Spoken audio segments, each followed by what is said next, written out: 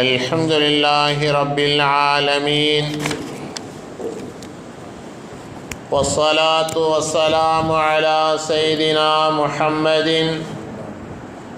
وعلى آله وأصحابه أجمعين.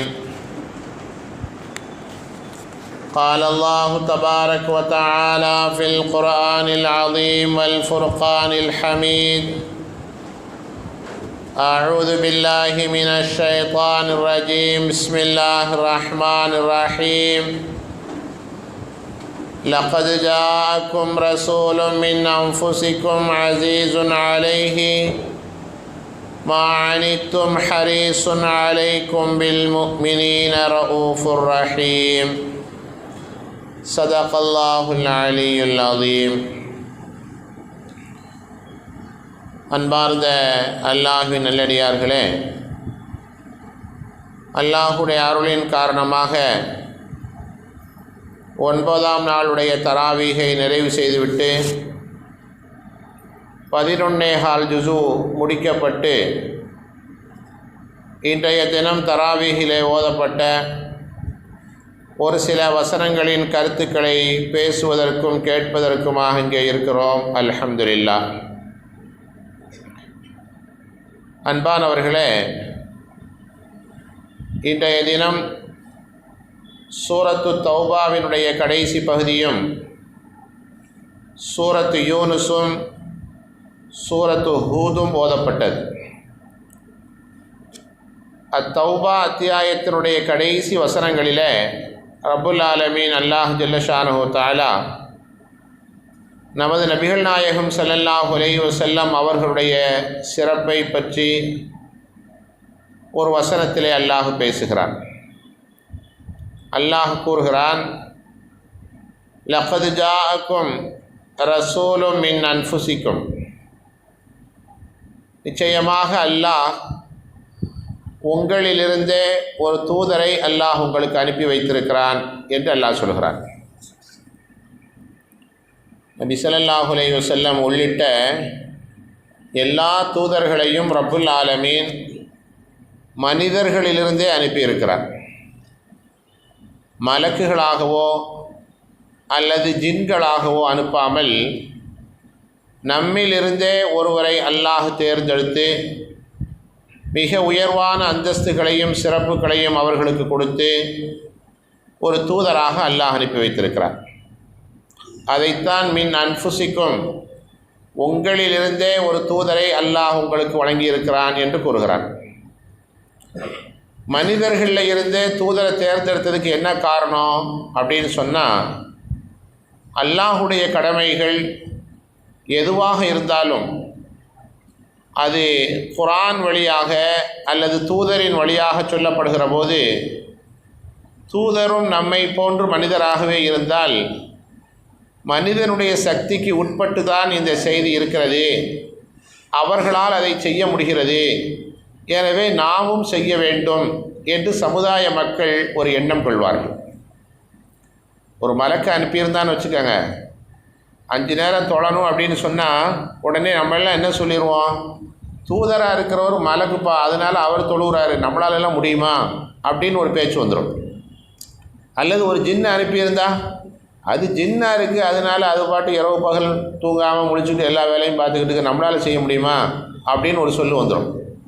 அது வரக்கூடாதுங்கிறதுக்காக வேண்டித்தான் ரப்புல் ஆலமீன் மனிதர்களிலிருந்தே ஒருவரை தூதராக தேர்வு செய்து அவங்க எப்படி எல்லா கடமைகளையும் ஆற்றுறாங்க, அதை மாதிரி நீங்களும் அந்த கடமைகளை செய்ய வேண்டும் என்று மனித சமுதாயத்திற்கு அல்லாஹ் உணர்த்துகிறார். இது இந்த வசனத்தினுடைய முக்கியமான ஒரு பொருளாகும். அதே போன்று இந்த வசனத்தை இப்படியும் ஓதப்பட்டிருக்கிறது. குர்ஆன் ஷரீஃபு மொத்தம் 7 விதத்தில் ஓதலாம் அப்படின்னு ஹதீஸில் வருது. 7 கிராத் இருக்கிறது. உன்சிலல் குர்ஆனு அலா சபஅத்தி அஹ்ருஃபின் அப்படின்னு நபி ஸல்லல்லாஹு அலைஹி வஸல்லம் சொன்னாங்க. குர்ஆன் ஷரீஃப் 7 முறைகளிலே இறக்கப்பட்டிருக்கிறது. சபஅ காரி அப்படின்னு சொல்லி அதுக்கு பேர். அந்த 7 விதமாக ஓதுறத மதரசாக்களில் தனியாக ஒரு வருஷம் அதுக்கு படித்து கொடுப்பாங்க. ஒவ்வொரு ஆயத்தையுமே 7 முறைகளில் ஓத முடியும். அது மாதிரி ஓதக்கூடிய ஒரு அமைப்பில் இந்த ஆயத்தை இப்படியும் ஓதப்படுகிறது. லகது ஜாஅக்கும் ரசூலுன் மின் அன்ஃபசிக்கும் என்று ஓதப்படுகிறது.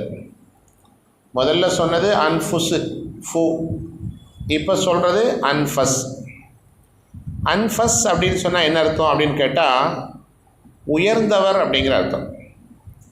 நஃபீஸ் அப்படின்னு சொல்லுவாங்க அரபியில், ஒற்றை முத்து அப்படிங்கிற அர்த்தம். ரொம்ப உயர்தரமான விலை மதிக்க முடியாத உயர்தரமான முத்துங்கிற அர்த்தம். இப்போ இந்த ஆயத்தை லகது ஜாஅக்கும் ரசூலும் மின் அன்ஃபசிக்கும் அப்படின்னு சொன்னால் உங்களில் மிக உயர்ந்தவராக ஒரு தூதரை உங்களுக்கு நாம் அனுப்பி வைத்திருக்கிறோம் அப்படின்னு அதுக்கு பொருள். இந்த உயர்ந்தவர் அப்படிங்கிறது அல்லாஹ் எதை சொல்ல வருகிறான்? தஃப்சீர் ரூஹுல் பயானில் ஒரு அழகான விளக்கம் எழுதப்பட்டிருக்கிறது.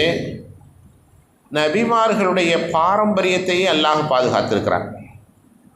ஆதம் அலைஹிஸ்ஸலாம் முதல் கொண்டு அண்ணல் நாயகம் ஸல்லல்லாஹு அலைஹி வஸல்லம் அவர்கள் வரை அந்த குடும்ப பாரம்பரிய தொடர் அத்தனை பேரையும் ரப்புல் ஆலமீன் உயர்ந்த மனிதர்களாக, ஒழுக்கமுள்ள மனிதர்களாக அல்லாஹ் வைத்திருக்கிறார்.